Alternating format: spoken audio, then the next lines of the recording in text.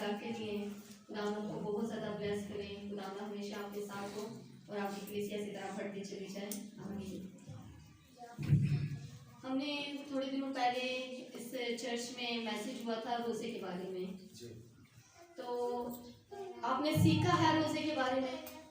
अगर आप मज़ीद सीखना चाहते हैं, क्योंकि मैं ज़्यादा टाइम नहीं लूँगी, मैं टाइम बहुत ज़्यादा लेती हूँ, पर पहली बार है इसलिए झटका नहीं दूँगी, ठीक है? Hallelujah hallelujah hallelujah.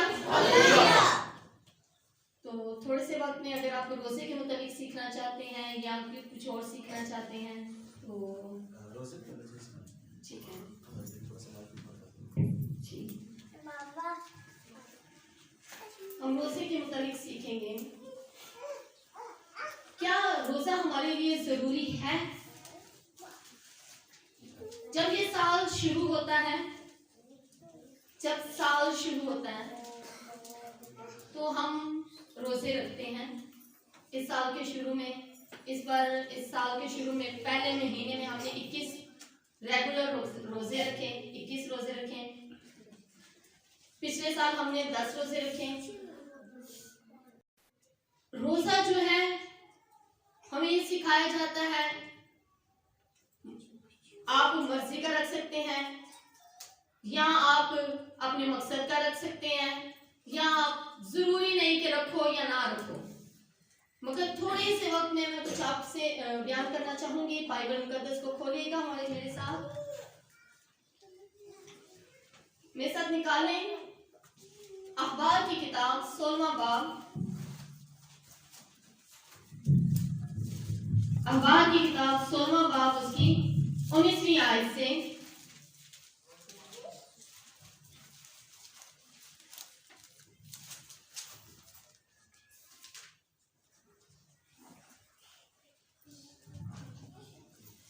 जिस किसी को भी खुदा का रूह भाता है वो पढ़ने में रहनुमाई करें। 29वीं आयत से 33वीं आयत तक।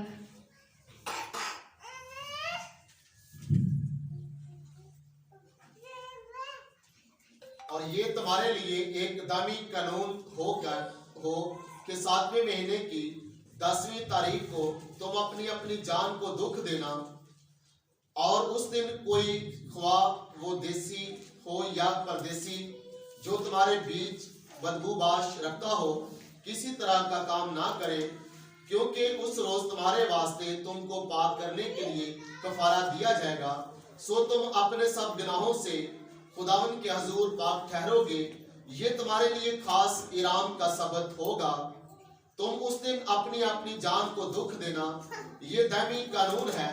और जो अपने बाप की जगह काहिन होने के लिए मस्सा और मखसूस किया जाए, वो काहिन कफारा दिया करे, यानी कतान के मुकद्दस लिबास को पहनकर वो मुकद्दस के लिए कफारा दे, और खेमा इज्तिमा और मज़बा के लिए कफारा दे, और काहिनों और जमात के सब लोगों के लिए कफारा दे।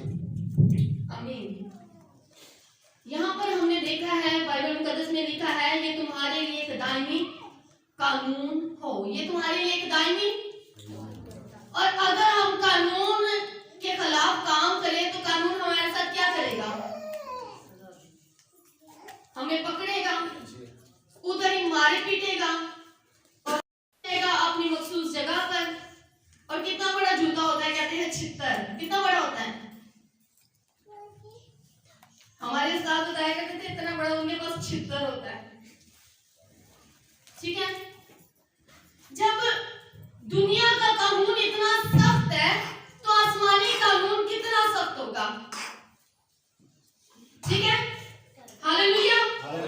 लिखा ये तुम्हारे लिए एक दायमी कानून हो कि 7वें महीने की 10वीं तारीख को तुम अपनी अपनी जान को क्या देना? दुख देना। और इस दिन कोई देसी हो या परदेसी तुम्हारे बीच बदमाश रखता हो किसी तरह का काम ना करें, क्योंकि उस रोज तुम्हारे वास्ते तुमको पाक करने के लिए कुफारा दिया जाएगा। कुफारा दिया जाएगा, अपने ज़हन में रखिएगा। क्या लिखा है? कुफारा दिया जाएगा। इसलिए तुमने क्या करना है? रोजा रखना है, ये कानून है। और अगर कुफारा दिया जा चुका हो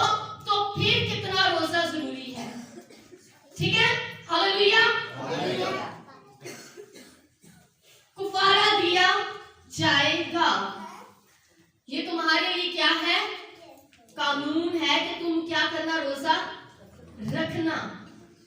अब यीशु मसीह ने, हमारे खुदावंद यीशु मसीह ने, जिस पर हमारा फख्र है, जो हमारी जिंदगी है, जो हमारी सांसें हैं, उसने एक बात कही यीशु बाप ने। उसने क्या कहा?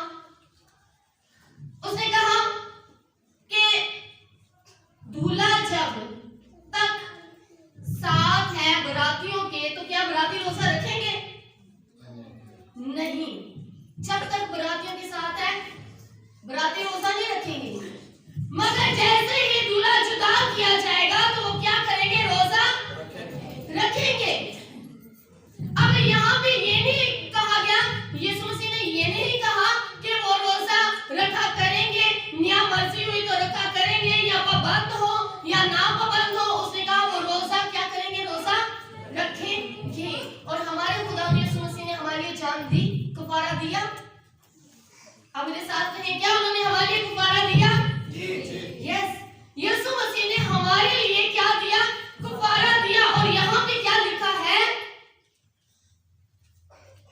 30वीं आयत में, तुम्हारे वास्ते तुमको पाक करने के लिए कफारा दिया जाएगा। इससे पहले तुम लोगों ने क्या करना है? रोजा रखना है।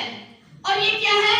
एक दायमी कानून है। और हमारे यीशु ने हमारे लिए जान दी, कफारा दिया, कफारा हो चुका। और कफारे के बाद क्या है? वो रोजा रखेंगे।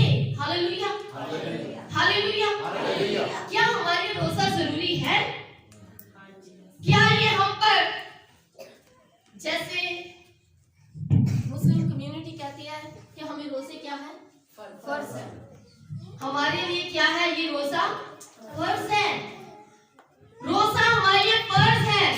जैसे ये 40 रोजे मुकद्दसीनों ने बैठकर उन्होंने कहा कि हम रोजा रखेंगे।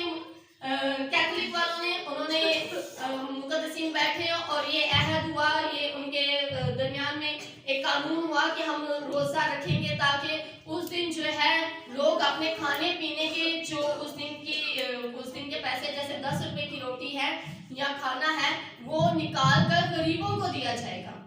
इसलिए उन्होंने इस रोजे को ठहराया, 40 रोजों को ठहराया। अब यीशु मसीह ने एक बात की थी। यीशु मसीह ने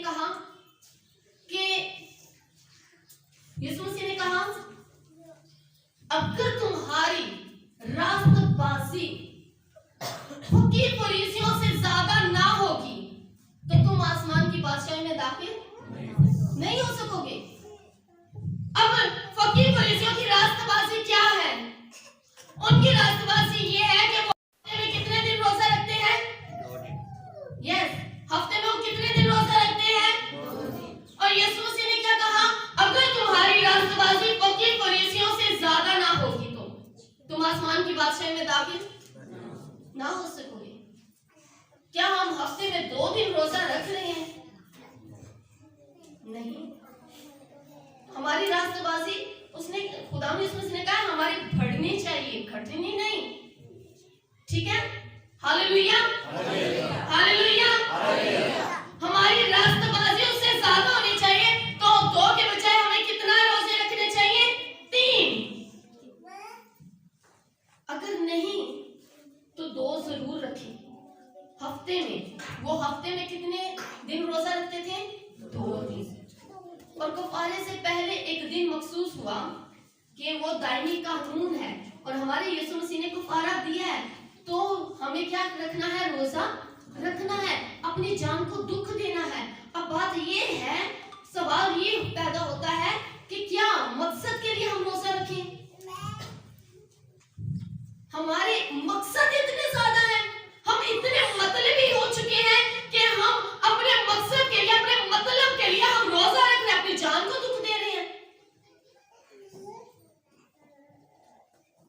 बेटा अपने बाप से क्यों प्यार करना शुरू हो जाता है? जब बाप थका हुआ होता है, क्यों दुबाना शुरू हो जाता है? बाप को मालूम है इसे मुझसे काम है, ठीक है, इसलिए वो उसकी खिदमत करना शुरू हो जाता है।